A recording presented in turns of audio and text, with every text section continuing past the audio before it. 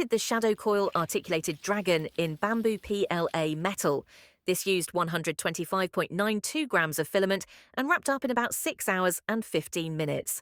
I sliced it at 0.2mm layers with 2 walls and a light infill for a strong but flexible backbone, then started the job and let the printer do the magic. After cooling, a gentle flex released it. I freed any tiny fusing points with a light wiggle, and the joints came alive instantly, tail, spine and neck flowing like a real creature. The metallic PLA gives a forged, scale-like sheen that looks premium in daylight and dramatic under warm LEDs.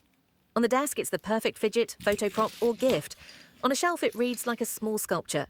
It's durable, kid-friendly and endlessly posable, so every glance feels new. Print it once and you'll want a whole clutch in different colours.